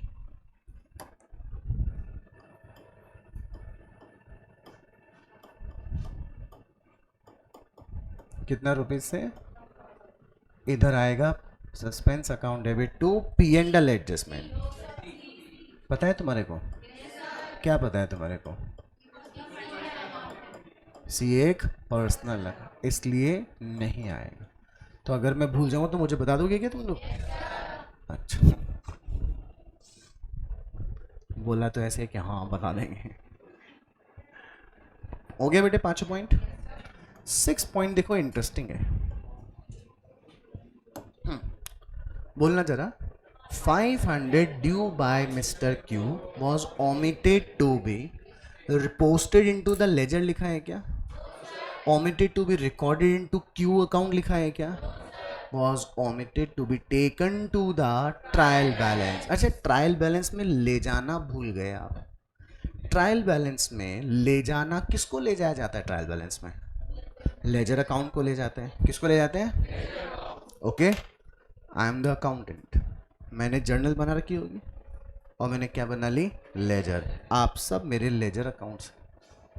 आप सब कौन हो मेरे? ए बी सी डी से लेकर जेड, ठीक है? क्यों? आपकी तबीयत ठीक नहीं है? What happen? ये हेडेक बीच में क्यों आता है? सुनने आता मेरे। दवाई वाई लेके आया करो बेटे साथ में। इसको पानी पिलाओ भाई। सुनो मेरी बात ध्यान से, मैं क्या बोल रहा हूँ। आप सब मेरे कौन हैं? Ledger account. ये सब लोग तो मेरे से पैसा मांगते हैं और मैं सब वो देखो राजी हो गई, बोले ये सब लोग तो मेरे से पैसा मांगते हैं और अब मैं आप सब लोगों से पैसे मांगता हूँ। ओके बेटे? बैलेंस शीट देखी है आप लोगों ने? कितनी बार देखी होगी बैलेंस शीट? बहुत बार देखी है ना? मैं आप सब लोगों से पैसे मांगता हूँ, तो मैं आप सब लोगों का नाम बोलो, तुम्हारा नाम बोलो, तुम्हारा नाम बोलो। ऐसे में नाम लिख लिख कर बैलेंस शीट की एसेट में नाम लिख के लिखूंगा क्या? एक लिस्ट बनाऊंगा सन्ड्री डेटर्स की। किसकी? या फिर ट्रेड रिसीवेबल की। आपके लिस्ट का क्या नाम होगा? सन्ड्री क्रेडिटर्स या फिर ट्रेड पेएबल्स। मैं एक लिस्ट बना रहा हूँ, कॉपी दे फटाफट दे यार। क्या बन रही है? एक लिस्ट। हाँ, नाम बताओ तुम्हारा। आयुष से लेने 50 लाख रुपए। नाम बताओ तुम्हारा। अतुल से लेने 2 लाख रुपए, 10 लाख रुपए। वो आखिरी वहां तक बता दो, तुम दोनों लास्ट क्लास बता दो। तुम अपना नाम बताओगे, ठीक है? वो आदमी भी देखो, वो देखो आदमी को, देखो उस आदमी को। वो आदमी भी मेरा डेटर है कि नहीं? ठीक है ना? सुनना मेरी बात। आप सब मेरे कौन हैं? डेटर। मैंने आप सब का नाम लिख लिया एक्सेप्ट यू, क्योंकि मैं आप तक पहुंचता उससे पहले एक फोन आ गया। क्या आ गया? फोन। और मेरा ध्यान डाइवर्ट हो गया कि नहीं हो गया? और मैंने बातचीत करी, बहुत बढ़िया खबर आई, मैं बड़ा राजी हो गया। अब मैंने कहा जी आज का तो काम पूरा। गलती हो गई क्या मुझसे? क्या गलती हुई? ट्रेड रिसीवेबल की लिस्ट में एक क्यू नाम का पर्सन शामिल करना रह गया कि नहीं रह गया? वो लेजर में था कि नहीं था? किस में नहीं आ सका? बात समझ में आ गई? तो जब ट्रायल बैलेंस बनाई गई होगी उसमें क्यू नाम आया होगा कि ट्रेड रिसीवेबल नाम आया होगा? क्यू तो कहाँ था? लेजर में। सभी लोगों का नाम थोड़ी आया था, सभी लोगों को इकट्ठा करके ट्रेड रिसीवेबल आया था। बात समझ में आ रही है? तो बताइए, एरर क्यू अकाउंट में हुई है या ट्रेड रिसीवेबल में हुई है? क्या ट्रेड रिसीवेबल कम डेबिट हुआ? ट्रायल बैलेंस में कम डेबिट हुआ ना, एंट्री बनाओ। Trade receivable account debit to suspense. बेटे बात पक्की समझ में आ गई क्या? बड़े भारी कंफ्यूजन हो जाता कि क्यू को डेबिट करें या ट्रेड रिसीवेबल को। रीजन समझ में आ गया? Why I am not debiting Q, क्योंकि क्यू तो ऑलरेडी लेजर में डेबिटेड ही है। मैं तो आप सब लोगों का लिस्ट बनाकर कहाँ ले जा रहा था? Trial balance. एंट्री बोले trade receivable account debit to suspense, कितना रुपीस? इधर बोलो देखिए, अरे अरे trade receivable account debit to suspense, क्योंकि इस एरर ने प्रॉफिटेबिलिटी पर इफेक्ट नहीं किया। अंडरस्टूड बेटा? Point number 7। हाँ जी 7 पॉइंट देखो। Sale of goods to mister R for ₹2000 omitted to be complete. Omission हो गया क्या? आर को माल बेचने की एंट्री बोलो, R account debit to sale, लेकिन फाइनल अकाउंट्स बन गए। एंट्री बोलो कितने रुपए का माल था? R account debit to sale, R account debit to P and L adjustment, कितना रुपीज? 2000। एम आई क्लियर बच्चा लोग? नंबर 8, ये लास्ट है क्या? Amount of ₹2395 of purchase was wrongly posted as 2593। Purchase books में डेबिट कितना होना चाहिए था और हुआ कितने से डेबिट? 2500 थे। कितना रुपए ज़्यादा डेबिट हो गया? 1। तो परचेज को ज़्यादा डेबिट कर दिया था क्या आपने? एंट्री बोलो suspense account debit to purchase ₹198। इधर बताओ suspense account debit to P and L adjustment account. Am I clear बेटा? ये रही आपकी रेक्टिफिकेशन एंट्रीज। लेकिन आपको पता है अभी P and L adjustment account का बैलेंस निकाल कर कहाँ डालना बाकी है? कैपिटल में। करेक्ट बेटा? तो आप लोग क्या करेंगे, इधर की तरफ 6 लाइन छोड़ दीजिए। इसका तो काम पूरा हो गया, तो खाली मेमोरेंडम था आपको सिखाने के लिए। इधर की तरफ गिनती की 6 लाइन छोड़ दो, 1 2 3 4 5 6 छोड़ दिया। अब वो 6 लाइनों के बाद में बनाओ P and L adjustment account. हाँ जी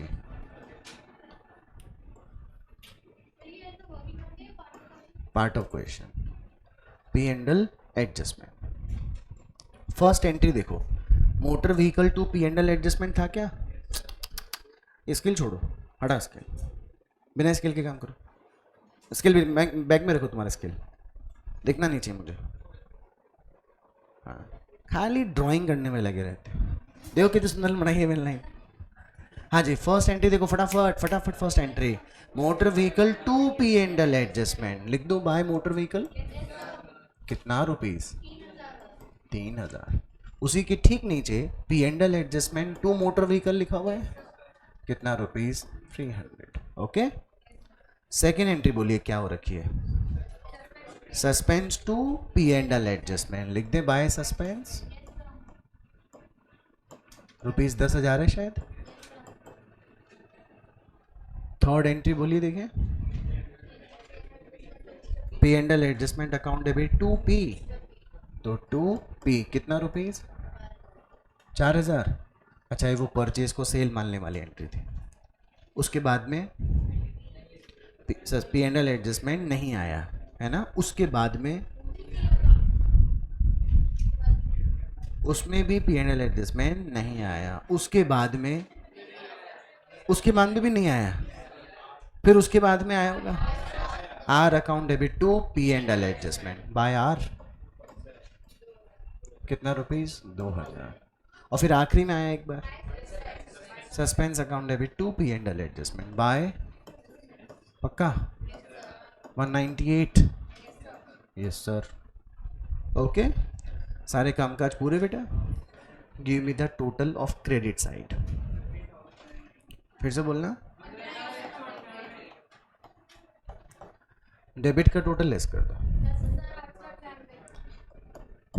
10,898 10,898 रुपये P and L adjustment account से निकाल कर किस अकाउंट में ट्रांसफ़र किए जा रहे हैं? एंट्री बोलिए जरा। P and L adjustment account debit to capital account.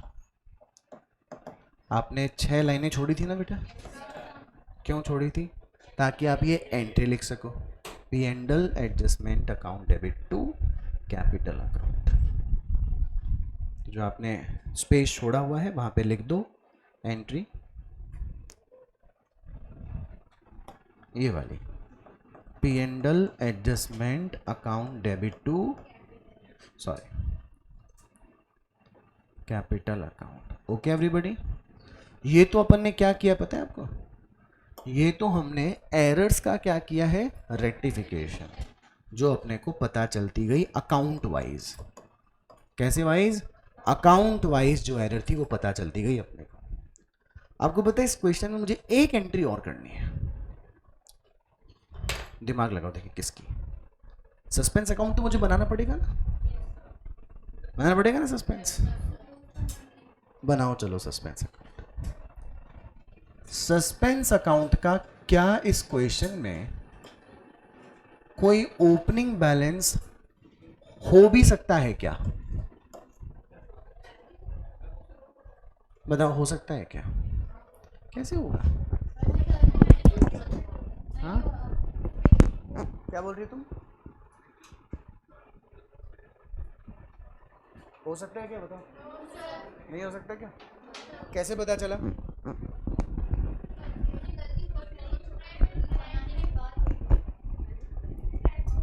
हाँ, नहीं बनाया ट्रायल बैलेंस। डिफरेंस क्यों नहीं आ रहा? तो लिखा हुआ ट्रायल बैलेंस तो बनाई थी ना, तो फिर सस्पेंस में क्यों नहीं आया कोई balance?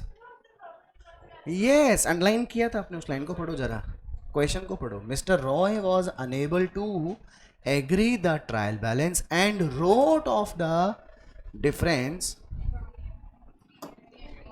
To P and L. इस पागल ने सस्पेंस में डालने के बजाय कहाँ डाल दिया था? तो जब डिफरेंस पी एंड एल में गया, कहाँ नहीं गया? तो सस्पेंस के डेबिट और क्रेडिट में कोई बैलेंस गया ही नहीं होगा। बात समझ में आ गई क्या? तो अब मुझे ना डेबिट में और क्रेडिट में एक लाइन छोड़ने की कोई ज़रूरत नहीं है। लेकिन सस्पेंस अकाउंट डेबिट और क्रेडिट हुआ है कि नहीं हुआ है, तो मुझे उसकी लेजर पोस्टिंग करनी पड़ेगी ना। चलो, फर्स्ट एंट्री में क्या सस्पेंस अकाउंट आया? नो।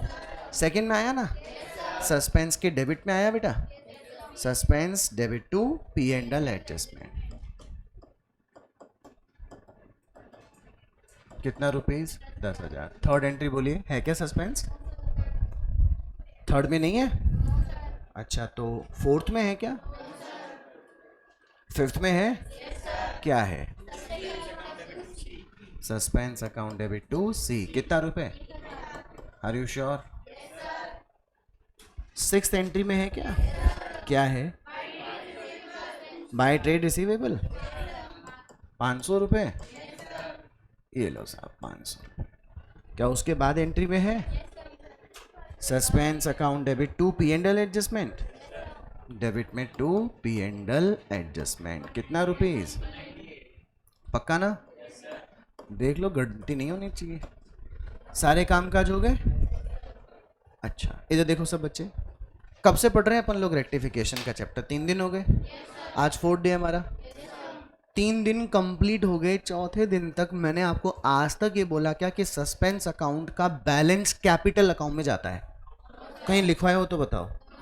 मैंने कहा या तो सस्पेंस अकाउंट ऑटोमेटिकली क्लोज हो जाता है, और क्लोज नहीं हो तो आज ही वाले क्वेश्चन में टू बैलेंस ईडी और बाय बैलेंस ईडी करके फिनिश कर देते हैं। मगर मुझे इस क्वेश्चन में क्या करना पड़ेगा? इसे कैपिटल में ट्रांसफर करना ही पड़ेगा। बताओ क्यों?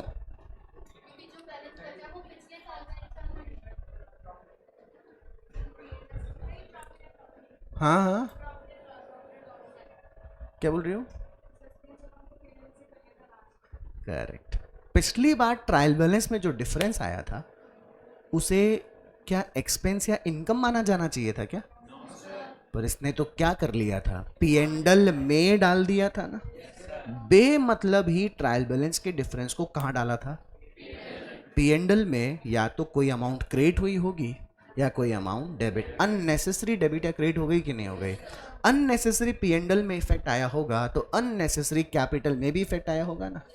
और ये आपने फर्स्ट एंट्री से लेकर 8 एंट्री तक तो ठीक कर दी, क्वेश्चन की पहली लाइन की गलती को तो ठीक ही नहीं किया अभी तक। सुन रहे हो क्या?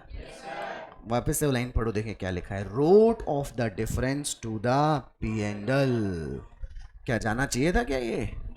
तो आपने पिछले साल P&L में वैल्यू डालने से नेट प्रॉफिट को इंक्रीज डिक्रीज कर दिया होगा।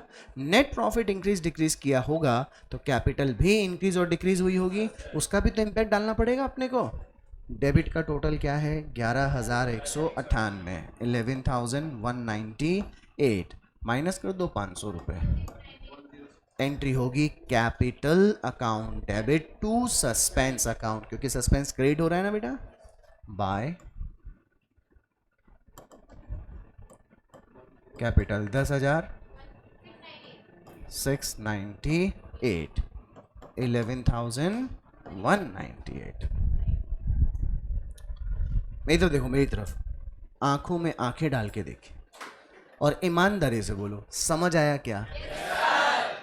पर मेरे को अगर आप सिर्फ 5 मिनट और दे दो, सिर्फ 5 मिनट, तो मैं इसको प्रूव कर दूंगा। कैसे पता चला कि कैपिटल में ही आपने डेबिट, आपने अभी एंट्री क्या की है? कैपिटल टू सस्पेंस, मतलब कैपिटल आपने कम किए ना, क्योंकि पिछली बार कैपिटल क्या हुई होगी, मतलब P&L के क्रेडिट में गया होगा। कैसे पता चला कि कैपिटल डेबिट है इसलिए ऐसा होगा? ये तो हमने को आंसर आ गया, इसलिए अपन हिस्ट्री को पढ़ रहे हैं कि नहीं पढ़ रहे हैं। कैसे पता चले कि पिछली बार P&L के CR में गया था कि P&L के DR में? पता करना जरूरी है ना। चलो फर्स्ट लाइन पढ़िए क्वेश्चन की, वो first point of difference error पढ़ो, क्या एरर था? हमने खरीदा क्या था? मोटर व्हीकल, और अपने डेबिट किसको किया था? मैं मोटर व्हीकल को डेबिट करता तो भी डेबिट 3,000 ही होता। मैंने डेबिट किसको कर दिया तो भी डेबिट 3,000 ही है। मैं डेप्रिसिएशन नहीं लगाया, अगर लगाया होता तो भी डेबिट 300 ही आता और क्रेडिट 300 आता। तो डेबिट और क्रेडिट में कोई फर्क नहीं आया ना। पहली बारी एरर का ट्रायल बैलेंस के डेबिट क्रेडिट पे कोई इफेक्ट पड़ेगा क्या? Are you sure? भाई डेबिट में क्या करता अगर मोटर व्हीकल, तो भी डेबिट कितना आता? मैं यहाँ कितना लिखता? 3,000। मैंने यहाँ मोटर व्हीकल की बजाय क्या लिख दिया, तो भी 3,000 ही आया ना। ट्रायल बैलेंस को इन फिगर से फर्क पड़ता है ना, इनसे कोई फर्क नहीं पड़ता। ये तो नेम ऑफ अकाउंट है।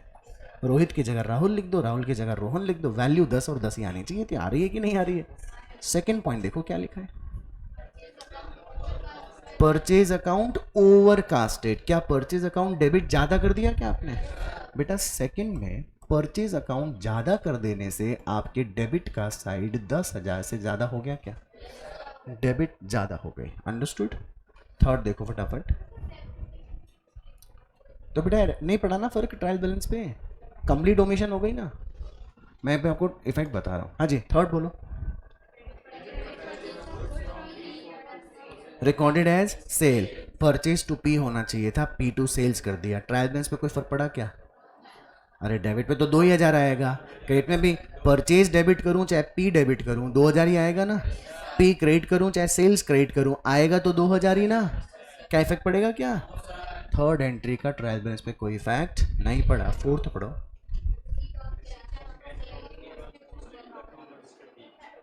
कैश रिसीव फ्रॉम, एंट्री क्या होनी चाहिए थी? Cash account debit to A, आपने क्या कर दिया? Cash to B. तो ए के क्रेडिट में डालूं चाहे बी के क्रेडिट में डालूं कोई फर्क पड़ेगा क्या? No effect. आगे अपन ने पैसा किससे रिसीव किया? सी से, तो सी का अकाउंट क्रेडिट होना चाहिए था। कितने रुपीज से? आपने क्रेडिट तो किया नहीं, क्या कर दिया? डेबिट।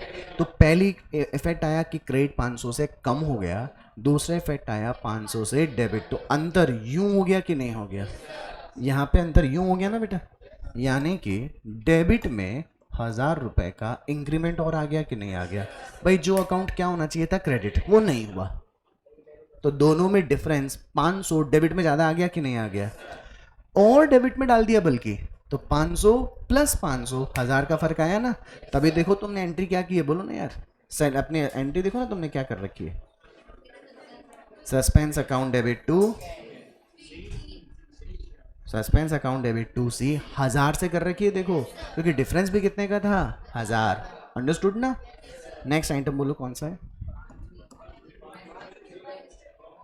ट्रेड रिसीवेबल की जब मैं लिस्ट बना रहा था, नोट कर रहा था, तो मैं उसको रिकॉर्ड करना भूल गया था ना। ट्रेड रिसीवेबल एसेट होती है कि लायबिलिटी? एसेट का टोटल 500 रुपये से कम लगा ना, तो डेबिट साइड में कितने रुपए की कमी आ गई।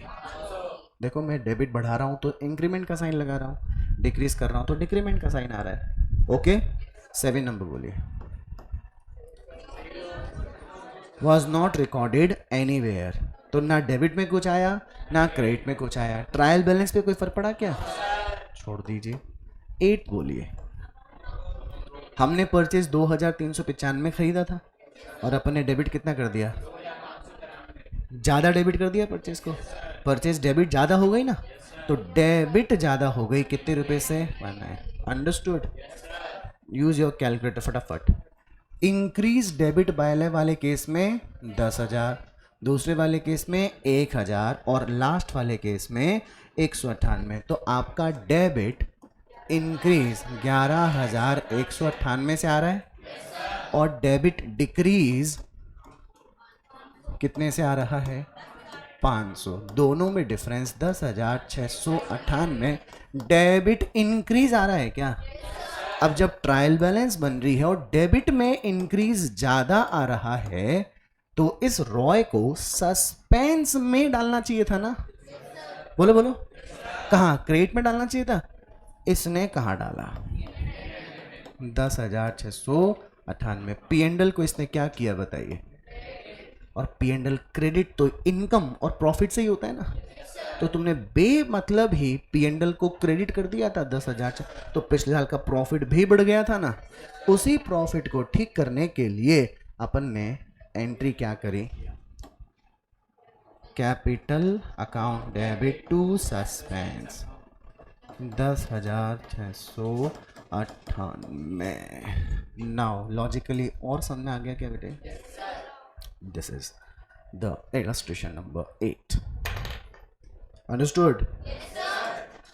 कभी भी भूल कर ये डाउट मत पूछना कि सस्पेंस अकाउंट कैपिटल में ट्रांसफर होता है कि नहीं होता, कभी मत पूछना मुझसे, क्योंकि ये ट्रांसफर नहीं होता। तो फिर इस क्वेश्चन में क्यों हुआ मैं नहीं बताऊंगा, क्योंकि मैं आज बहुत बोल चुका हूं।